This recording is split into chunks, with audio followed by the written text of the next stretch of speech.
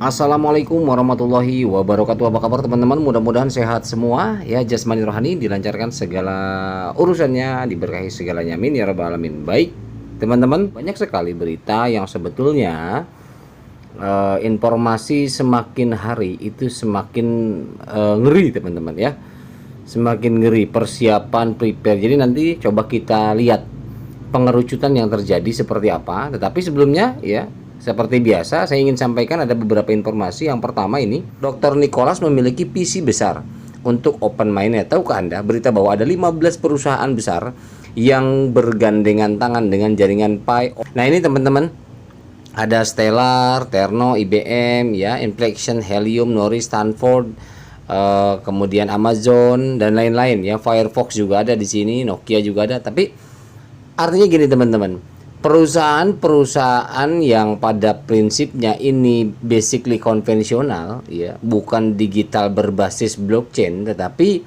kesininya memang adopsi blockchain ini semakin meluas. Jadi tidak menutup kemungkinan banyak perusahaan besar, bahkan sebetulnya itu sudah lama. Dari awal tahun kemarin pun perusahaan-perusahaan besar yang siap menopang Pi Network ini bukan isapan jempol semata.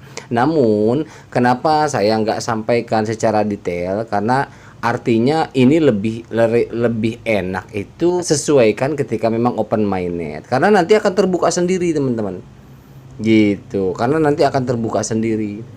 Perusahaan-perusahaan besar tingkat dunia yang notabene di Indonesia pun sudah tidak asing itu sudah siap menopang Pi Network. Bahkan dan cadangan dana ini sudah siap digelontorkan untuk ketika nanti open mainnet itu sudah langsung aktif gitu loh. Nah, ini hal-hal seperti ini yang banyakan orang tidak memahami, bahwa di belakang ini banyakan orang kan hanya berpikir bahwa mainnet kapan bisa termanfaatkan tanpa mau memperdulikan proses dan pembangunan konstruksinya, kekuatan daripada project ini, masa depan dari project ini. Nanti makanya kita lihat, coba kita mulai kerucutkan apa sebetulnya ya kan.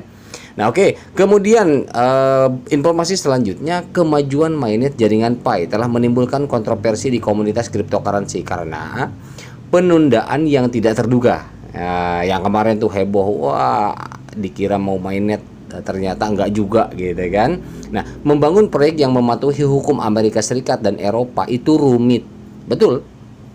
Nah, ini kan orang nggak mau tahu, taunya yang penting cair aja kan, begitu rata-rata. Namun tim Pi Network ini telah mengumumkan bahwa semuanya sudah siap untuk peluncuran mainnet Pi. Jadi seperti Nicholas tahun kemarin bilang, secara teknis ya, akhir tahun kemarin di video ketika diinterview, secara teknis kami sebetulnya sudah siap untuk mainnet. Jadi sebenarnya dari tahun kemarin juga Pi Network ini kan saya selalu bilang, Pi Network ini ketika kita coba lihat relevansi dan memahami daripada tahapan-tahapan project pembuatan sebuah kripto atau pembuatan sebuah mata uang digital, itu sebetulnya memang Pi Network ini sudah mainnet berapa persen dulu. Tapi nah, ketika migrasi awal, selalu saya katakan migrasi awal itulah mulainya mainnet Pi Network. Namun tidak total, artinya berapa persen dulu yang termigrasi. Bisa dimanfaatkan di enclosed mainnet, monggo kalau mau digunakan. Kalau enggak ya udah di hold aja kan gitu. Itu sudah open sebetulnya. Nah, namun tidak serta-merta open global semua. Akhirnya apa yang terjadi? Yang terjadi, utilitas belum siap, value dikeluarkan, masuk bursa yang ada dump.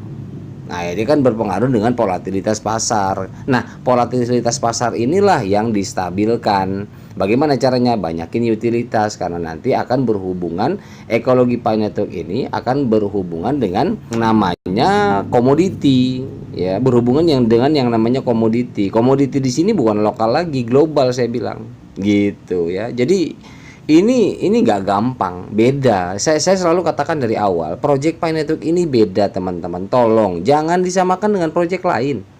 Ini beda gitu loh. Karena ini ada betul-betul fix ya, fiksasi daripada pematuhan hukum Amerika Serikat dan Eropa. Itu utamanya, kuncinya kan itu. Nanti merambah ke Asia. Gitu teman-teman. Jadi ya kita sabar saja ya, kita tunggu saja. Oke, selanjutnya dari P Worldwide Global ya, ini untuk bulan Agustus katanya Kokalis berjanji untuk membawa jaringan P ke bull market ya, bull market dengan kejutan cerdas dan rahasia untuk pionir yang disiplin buka mainnet. Oke. Artinya ini informasi yang disampaikan bahwa Agustus memang ada informasi kejutan atau baik adanya, tetapi kan kita tidak tahu ini apakah memang hanya sekedar prediksi daripada pemilik akun ini. Nah, tetapi ketika lihat beberapa langkah ya, kita masih ada posisi sekarang Agustus ya, Agustus, September, Oktober ya, besok Agustus, September, Oktober, November, Desember, masih lama sebetulnya untuk habisnya tahun ini. Artinya peluang besar ketika memang diputuskan untuk open mainnet global, artinya totalitas open mainnet ya, menghubungkan API ya. API ini kan kalau dihubungkan nggak bisa serta-merta juga, nggak asal juga, butuh waktu, butuh proses, butuh tim ahli dan lain sebagainya. Nah, ini penting. Sementara untuk menghubungkan API ini nggak hanya ke satu company. Ini yang mungkin orang awam nggak ngerti, akhirnya wah mundur lagi, wah bokis nih, bohong nih. Nah, seperti itu akhirnya kan gitu. Padahal untuk API ini adalah ya vital gitu loh, penting juga, karena firewall itu sendiri ya berhubungan dengan keterhubungan daripada API itu sendiri terhadap semua jaringan yang terlibat gitu teman-teman. Oke, selanjutnya ini ada informasi nih teman-teman. Ada GCP is just a dub katanya. Jadi ini Nicholas yang mengatakan, padahal ini ketika di search di di kolom komentar atau chat roomnya nggak ada Nicholas ngomong kayak gini. Ini saya coba klarifikasi teman-teman, jadi jangan sampai terpengaruh atau terperdaya dengan isu-isu hoak yang tidak benar adanya. Ini mengatakan bahwa penipuan, GCP penipuan ya. Ini sebetulnya editan teman-teman ya. Jadi kalau misalkan ini Nicholas nggak bicara, nggak mungkin juga bicara seperti ini ya, lantang bicara seperti ini itu nggak mungkin. Ya, walaupun kita basically adalah ingin menumbuhkan value secara organik ya, walaupun seperti itu, tetapi artinya kita tidak serta-merta mempercayai perkataan seperti ini gitu, yang bertolak belakang dengan karakter daripada Nicholas itu sendiri. Nah, ini yang harus diperhatikan ya. Kemudian Pi Network kemungkinan akan menjadi sistem blockchain terlengkap ya. Pertama, dengan menggunakan terbanyak dan jangkauan aplikasi ekologi terluas. Betul, tidak bisa dipungkiri teman-teman, walaupun banyak nyinyir, banyak dicerca, dimaki, dihoakin, diisu apa segala macam, itu nggak ngaruh. Itu nggak ngaruh, betul sekali, itu nggak ngaruh. Karena kenapa? Ekologi ini tetap berkembang, bertambah. Perusahaan-perusahaan besar loh yang bergabung, yang join, yang siap menopang, bukan perusahaan kecil. Yang bilang hoak, yang bilang penipu itu mereka yang tidak paham, ini mereka yang tidak mengerti. Artinya ke situ saja. Makanya ya sudah, abaikan saya. Bagi yang tidak betul-betul tidak ini ke Pi Network, ya sudah, nafsi saja gitu. Nah, ini memang yang dibilang Pi akan menjadi sistem perintis hebat, memimpin revolusi internet ini ya memang target visi daripada visi misinya ini memang skalanya global untuk Pi Network gitu teman-teman. Oke, kita lanjut. Ini ada informasi ya. Perusahaan 2,5 miliar terhubung ke Pi Network SDK. Nah, perusahaan senilai 2,5 miliar ya, aset daripada perusahaan itu sendiri mungkin ya. Yang terhubung ke Pi Network SDK adalah Vercel INC ya. Vercel INC ini menyediakan layanan cloud computing terkemuka yang berbasis di Amerika Serikat. Perusahaan saat ini sedang menguji integrasi SDK jaringan Pi yang menunjukkan ketertarikannya pada ekologi atau teknologi dan ekosistem jaringan Pi. Sebagai bagian dari kolaborasi ini, Vercel secara aktif terlibat dalam membangun aplikasi terdesentralisasi DEPS di ekosistem Pi melalui platform web Perkel.apps ini bukan isapan jempol semata ini informasi ya teman-teman ya. Salah satu aspek penting dari keterlibatan ini adalah pembuatan subdomain bernama PQR Code Perkel.apps yang berfungsi sebagai tempat eksperimen untuk menghubungkan P-Testnet SDK dengan konten dApps, terutama berfokus pada pembuatan dan pengujian kode QR ya. Basis pengguna P-Network yang luas yang 45 juta pionir di seluruh dunia itu dikombinasikan dengan infrastruktur node yang kuat. Artinya apa? Artinya nanti kita sebetulnya transaksi ini kan lebih kepada QR ya, lebih kepada QR kita untuk mempermudah transaksi. Tujuannya ke sana. Tapi QR di sini kan teman-teman mungkin tahu barcode ya, di-scan kita bayar. Kan sekarang kan di Indonesia sudah banyak ya. Kita bayar OVO atau bayar apa cukup QR code aja tunjukin atau di-scan atau kita yang nyeken atau kasir yang nyeken. Artinya kan kita membayar misalkan dengan seperti itu saldo kita tertarik. Nah, skala ke depan ya secara global P-Network justru menggunakan kemudahan itu, teknologi itu.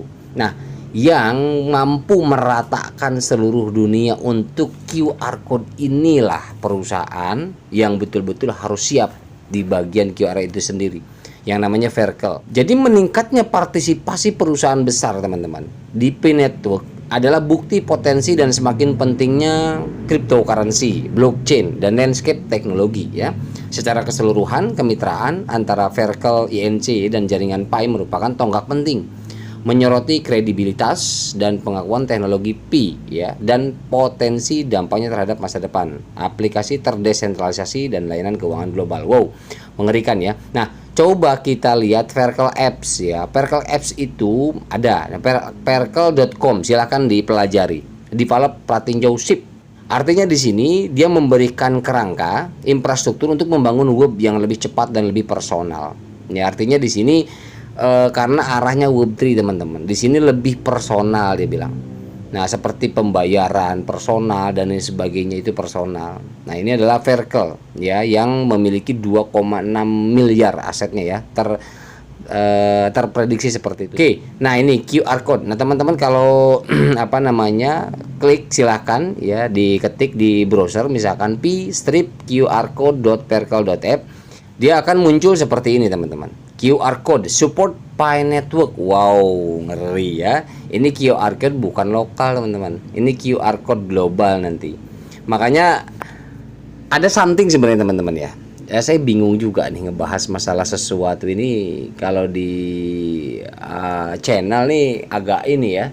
Jadi ada something yang memang perencanaan ini luar biasa ya. Perencanaan P-Network ini luar biasa. Tapi ya maybe next lah ya. Artinya teman-teman bisa bisa pelajarin, bisa analisa terus ya langkah-langkah P-Network ini arahnya kemana dan bagaimana, kemudian relevansikan dengan histori perusahaannya, histori orangnya, kemudian banyaklah pokoknya direlevansikan. Saya yakin akan nemu sesuatu background di belakang ini semua ya. Jadi saya nggak bisa bahas di channel, tapi yang pasti sesuatu hal ini perlu dan penting untuk kita pahami, untuk kita temukan. Artinya seperti itu ya, teka-teki ini harus kita temukan. Dan ada beberapa relevansi yang sudah saya kumpulkan, saya temukan, tetapi ya lagi-lagi kembali ke masing-masing saja ya untuk Dior, untuk cara pandang. Oke, kemudian kita coba cek Verkelnya. Nah, Verkel ini kalau menurut Wikipedia ya, di sini luar biasa memang. Dia perusahaan yang maintenance ya tentang apa namanya the next.js web development framework. Nah, kemudian di sini ada katanya anggota dari Mars Alliance. Nah, Mars Alliance ini saya juga pernah dengar, tetapi kok kayaknya enggak asing, tapi kok saya ingat-ingat saya lupa nih bidangnya apa nih Mars Alliance. Kalau memang masih digital, tetapi apa namanya fokusnya di apa? Coba kita lihat Mars Alliance ya. Nah, ini ketika dibuka Mars Alliance teman-teman ya, marsalliance.org, di sini kami memastikan teknologi tahan masa depan ya dan mendorong pengalaman digital. Gitu. Nah, di sini apa itu Mars? Bagian individu dari fungsionalitas bisnis yang dikembangkan, disebarkan dan dikelola secara independen. Kemudian semua fungsi ditampilkan melalui API. SaaS yang memanfaatkan cloud di luar penyimpanan dan hosting, termasuk penskalaan elastis dan pembaruan otomatis, ya. Presentasi front end dipisahkan dari logika dan saluran back end atau bahasa pemrograman dan framework agnostik. Wow, bahasa pemrograman semua teman-teman. Artinya apa? Artinya ini memang terrelevansikan dengan keahlian daripada Cheng Diaofan, ya, dan didukung dengan teknologinya yang dikuasai oleh Nicholas Kokalis. Makanya ini perusahaan tepat, ya, ketika memang ini memegang bagian daripada QR code dan API. Mengerikan teman-teman, ya.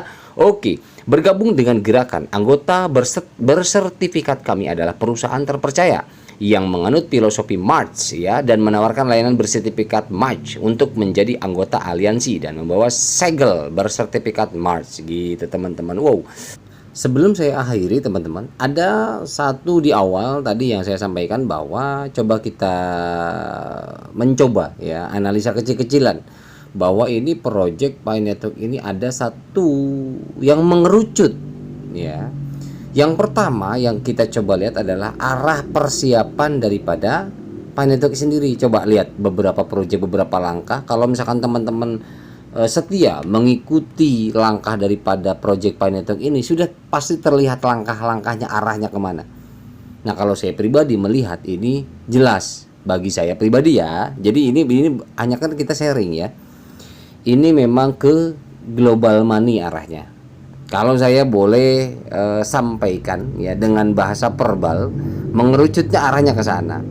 Karena kenapa? Jelas target yang ingin didapat oleh Pi Network ini adalah stable coin kelasnya, ya. Jadi tidak mengenal yang namanya fluktuasinya itu betul-betul seperti kripto biasa, ya. Seperti USDT kan dia ada fluktuasi, ada, tetapi tidak seperti kripto lain yang pamdamnya itu jauh, ya, seperti itu. Kemudian gold juga sama, ya, emas juga ada turunnya, tetapi tidak begitu krusial sekali penurunannya.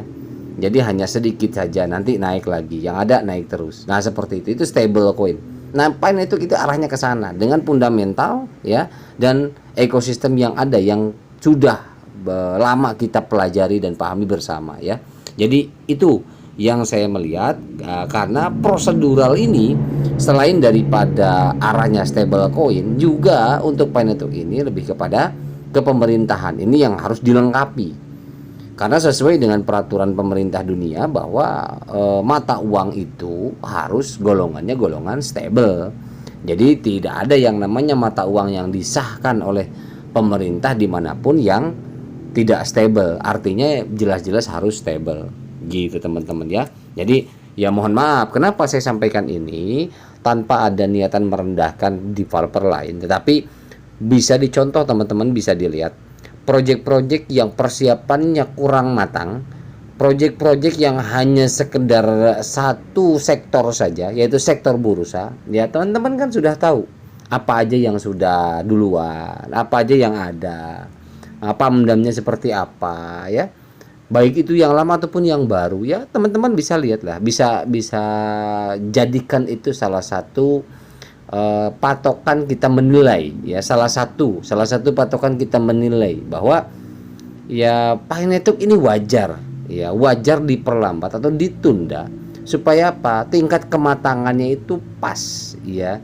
Kalau dibilang pas itu delicious, aduh, kan gitu teman-teman, ya. Sebelum kita selesai, informasi terakhir ini ada dari rekan kita. Ini sangat penting untuk kita pahami, sangat penting untuk kita coba.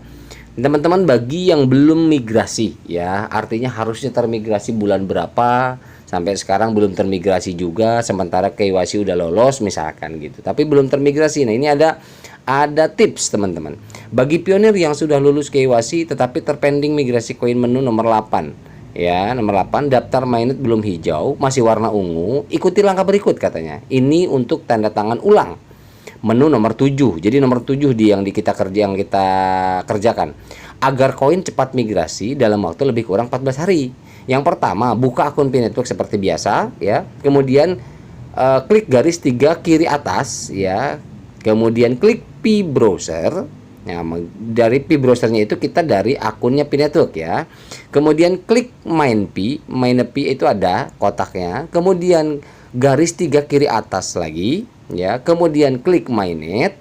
Kemudian yang ketujuh daftar periksa Mainnet. Kemudian klik menu nomor 7, scroll gulir ke bawah sampai mentok. Nah, setelah mentok, klik gambar di pojok kanan atas, gambar Pi yang bulat kanan. Kemudian klik Main Pi, lanjutkan 3 kali langkah di atas. Jadi diulang dengan langkah yang sama ya, 3 kali. Nah, kemudian setelah 3 kali langkah di atas, biasanya pada waktu klik menu Mainnet nomor 7 akan diminta masuk proses sandi wallet. Klik saya terima, maka akan berubah tanggal migrasi jadi tanggal terbaru hari ini. Nah, jadi dicoba saja, nggak apa-apa teman-teman ya. Dicoba saja, karena kenapa? Karena ini penting ya buat teman-teman yang belum termigrasi koinnya. Nah, kemudian setelah itu note ya, catatan, apabila belum muncul isi proses sandi, langkah selanjutnya sebagai berikut katanya. Klik tombol back ya di pojok kanan bawah ya, kembali pojok kanan bawah berarti yang sebelah kanan bawah, back kembali, seterusnya sampai posisi berada awal ya, berarti kembali ke awal lagi. Kemudian klik garis 3 kiri atas ya, menu lagi di atas, klik lagi di pilihan menu itu ada Mainnet, kemudian ke daftar periksa Mainnet lagi, kemudian klik menu nomor 7 yang Mainnet itu, kemudian isi proses sandi wallet. Silahkan dicoba teman-teman, katanya begitu ya. Jadi silahkan dicoba saja bagi teman-teman yang terkendala dengan adanya migrasi yang terlewat atau pending ya, itu lakukan saja. Banyak yang berhasil karena ya, ini banyak yang berhasil karena banyaknya yang berhasil. Ini saya rasa penting untuk sampaikan ke teman-teman ya. Oke, itu aja teman-teman. Mohon maaf bila ada salah-salah kata. Mudah-mudahan ini bermanfaat buat teman-teman semua. Wabillahi taufiq wal hidayah. Assalamualaikum warahmatullahi wabarakatuh.